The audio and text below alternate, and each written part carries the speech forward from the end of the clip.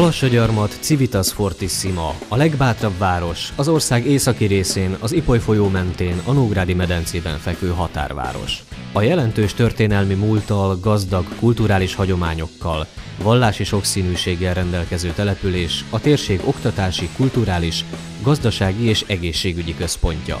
A város környéke természeti értékekben is gazdag.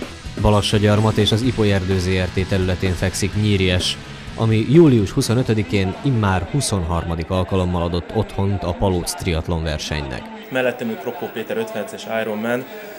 Milyen emlékeid vannak a Palóc triatlonról?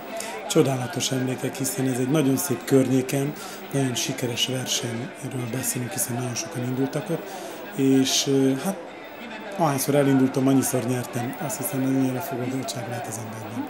Mennyire amatőr és mennyire profiknak szól ez a verseny? Abszolút a kettő együtt megy, és a profik szükségeltetik az amatőröket, az amatőrök pedig szükségeltetik a profikat. 3 éve most nem triatlonoztam, előtte rendszeresen versenyeztem, úgyhogy hát most megpróbálom újra elkezdeni. Hanyadik hely a cél? A teljesítés a cél.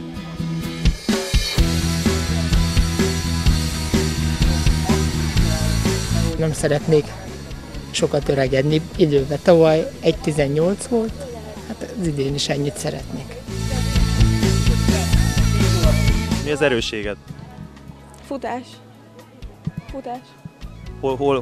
Melyik az a pont, ami elvérezhetsz? A bringázás, vagy igen, inkább azon? amikor kijövök és eltévedek a depóban. De ez nem vicc, szóval ez komoly. Hát hetente 4-5-ször azért edzettem. Úgyhogy rendszeresen csak kerékpároztam, kevés kerékpároztam. Milyen idővel lesz elégedett? 1.15 mondjuk.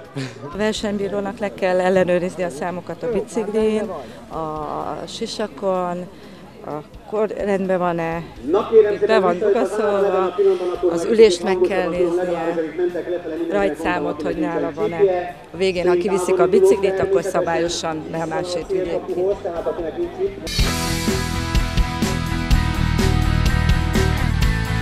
Az úszásom, mivel nem fiatalon kezdtem, hanem ilyen bénfejjel, az katasztrofális. Még a bicikli úgy, ahogy elmegy, a futás az olyan közepes, az amatőrök között, tehát nem a profik, az amatőrök között közepes.